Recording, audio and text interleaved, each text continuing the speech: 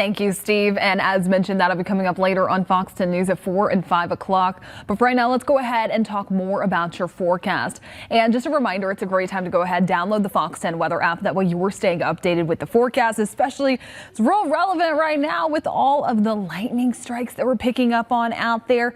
It's wet, it's soggy, as we are also tracking just some of those rain showers and thunderstorms.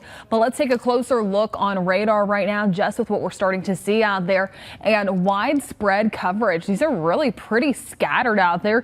If you haven't seen anything just yet, you're one of the lucky ones. Really, it looks like Washington, Clark County, the majority of those portions of this county is just holding out on some of the showers and storms right now, but starting to see some of that beginning to push in closer towards Jackson, Choctaw Bluff. You're about to start to see some of that, some heavy downpours and some frequent lightning. Things are real active closer towards Mobile County, Big Creek Lake extending down into Union Church, even crossing over I-10 into Grand Bay. Really active, seeing quite a few thunderstorms out there. Dawes out towards the Mobile Regional Airport. Pretty soggy. It's quiet as you approach closer towards Midtown and downtown. And then Baldwin County, things really ramping up. Bay Minette down towards Stapleton, mainly just some of those showers into Gateswood. But look at the rest of it. That's what we're starting to see down towards Elsinore, Loxley, Robertsdale, Summerdale. Even Daphne, Spanish Fort, and Fairhope getting in on some of the rain. Not quite thunderstorm activity for the eastern shore. Majority of that going to be taking place in central Baldwin County and still pretty isolated closer towards the Florida side. But if you look further inland, that's where we're really starting to see some of this heavy rain. Bruton getting quite a bit of rainfall. We're already starting to see some of that isolated flooding on the roadways. Remember, if you cannot see the road in front of you, turn around. Find a different or an alternative route in case you need to get somewhere. And then Century, J, Flomaton down into Molino. It's soggy, it's loud, it is thundering out there. But here's a live view outside from our Navigator Credit Union camera over downtown Mobile.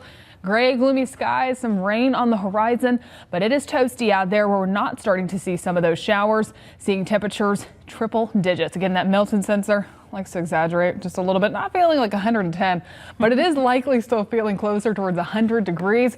Rooting for some of that rain so that you feel more like the mid 70s, but I'll talk more about your forecast and continue to time things out. That's coming up in just a little bit. All right, so it's time for your story. We have a few photos that we want to show you that you yourself have submitted, and I'm glad that you're obviously here because this is like your area expertise based on these photos that we received. It is. This is going to be the weather photos for today, and so we've seen quite some different things across the Gulf Coast. So this first one is going to be from Hal Wallace, and this is going to be in Gulf Shores. Look at that sky. I like it. Yeah, I know. I'm like, we have different screens, but it's such a small screen, so we're just trying to look at that. But these are so really neat photos that y'all submitted today, especially just showing like how the clouds look throughout the day. So to me, off in the distance, that looks like a cumulonimbus cloud. So more of the stormy ones, they typically have those tall cloud tops to them. But I struggle with this word. I had to look it up because I struggle so badly with it. Oh gosh. Okay, we're gonna get you look into that. It's just one of those words where I can't say it. Crepuscular. If you know what I'm just trying to say, it's I like just, that you at least I know attempted we it, all have those words that we can't quite say. That's mine, unfortunately. Fortunately, it's a weather one. Yeah. But also we had a very similar one also sent in from Carol. Yeah. So this is a sky. She said tonight in St. Elmo. So beautiful. Look at that. This one, okay, so this one was sent by Carol, but this is showing, which one are we looking at? Okay, yeah, we're looking at that one. Sorry, Carol. I'm looking at the one ahead. Oh yeah, your head. That is so neat with like the light right there. It's the crepuscular rays. It starts with I don't even try to attempt it, but for everyone out there, if you know what it is. Yeah, thank you, Carol, for that one. So this next one is from Brian James. Says storm north of Daphne. Look at the lightning. I love it. Yeah, it's real subtle out there. The lightning strike. This is one of my favorite things. Is heading out. I live in Daphne and driving towards the bay. And if you just start to see the thunderstorms, you can see them far off in Louisiana too. But any of those taking place in Mobile really just continues to light up the sky. You can still hear the rumbles of thunder. Yeah.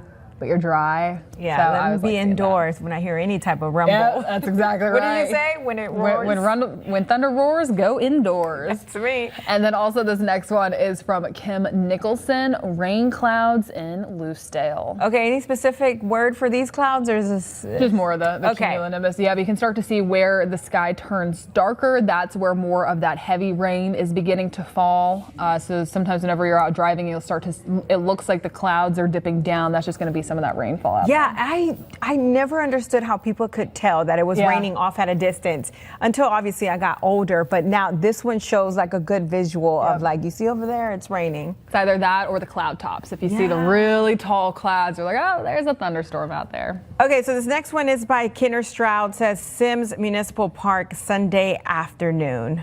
Oh, it's a video. It is. I like seeing the clouds move by. Now, Jen, so you're a pro in this. Like, is there a difference between like, is it something when like the clouds are moving extremely fast compared to like when they're not? Is that a sign for like it's rain's coming or? Not really a sign. Okay. No, it all varies. It's just like even today we've seen some of those storms. They were stalling out in Okaloosa County, but in Mobile County they were moving really quickly. Yeah. And so that's also what we're starting to see in Escambia County, Alabama right now, especially closer towards Bruton, really starting to see some of that rain that's just stationary, situated training. That's what we call them. Okay. They start to pop up more. But yeah, it really just depends. Okay, good. I'm just using this as a teaching, learning moment. But send us those photos, those videos. Obviously, we're going to continue to have this rain. So if you come across a great photo, you can upload it at our website, our weather app, our news app, and it takes about a few seconds. So we love to see your photos and videos. So just send those to us. Continue to send those in, again, our website or our app. But coming up in just a little bit, I'm going to talk more about your forecast, what we're tracking out there, plus also some more of those headlines. Yeah, the one where the woman and the man went to that art museum. Yeah, they sat on the chair. If y'all haven't seen it, we got the video. We got the video. We'll be back after And this. then they run. Bye. Committed to you. This is Fox 10 Live. Welcome back. Okay, so some airlines, including Southwest and Alaska Airlines, have a new tool for pilots in the cockpit. It's an alert system designed by Honeywell, and it's similar to safety systems in newer cars that detect blind spots. Honeywell's alert system gives pilots verbal warnings and also text alarms. It could be used if a pilot is about to use the wrong runway for takeoff or landing, or if a pilot is coming in too high or too fast for a landing. Southwest says the alert system has been added to nearly all of its approximately 800 aircrafts. It comes after a series of close calls with planes at U.S. airports in recent years.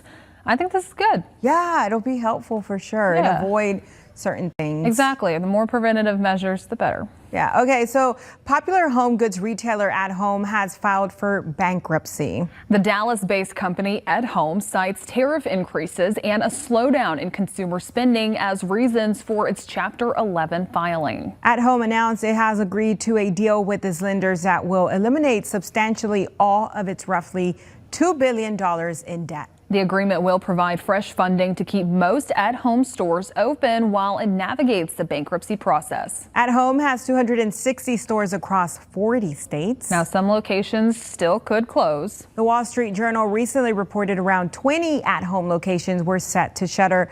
Do we still have the one here? I believe there's one on Schillinger. Yeah. Yeah. Okay. I remember. Okay.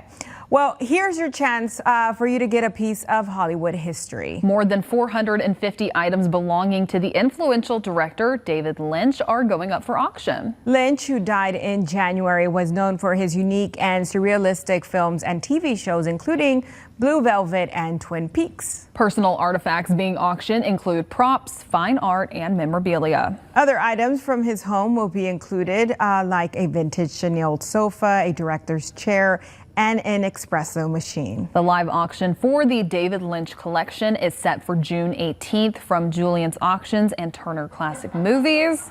I think that chair, the director's chair, I feel like that one might be the big moneymaker. Listen, the espresso machine was just calling my name, but I'll take anyone's espresso machine. See, there you go.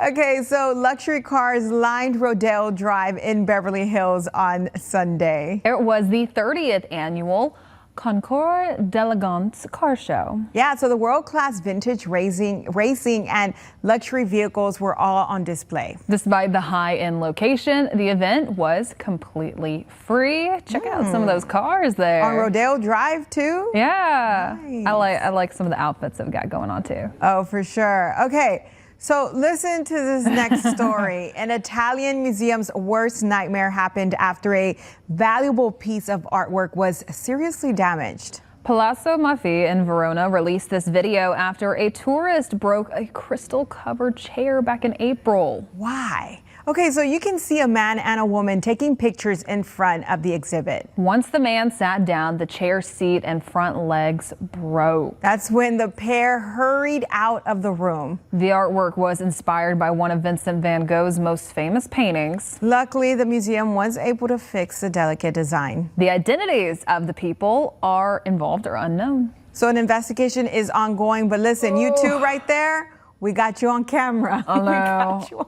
camera. Oh. Why would you sit on an art piece is my question. They weren't fully, they were pretending to. And then if you see, because she did it right before, she's doing it right there. True. Doesn't break it.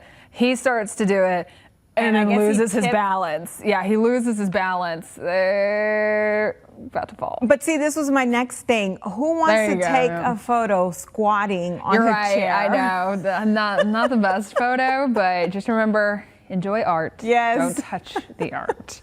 Well, let's go ahead and talk more about your forecast right now. And hey, this almost looks like a piece of art out there. Take a look down in Orange Beach. There's quite a few folks getting out there and enjoying it, soaking up some of that sunshine, but you can still start to see some of those big clouds moving in and breaking up some of that sunlight with some of the cloud cover, bringing in some shade. But hey, it's not a bad thing, especially with how high the UV index is out there.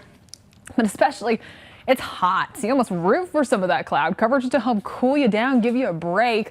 Temperatures are resting in the upper 80s. There's winds out of the south closer towards 10 to 15 miles per hour. Dew points muggy in the upper 70s, so it's feeling more like 100 degrees out there. The rip current risk at our local beaches staying low for today and tomorrow. However, once we get closer towards Wednesday, towards the weekend, that's when we are going to start to see a bumping up to moderate out there. Make sure that you are being careful.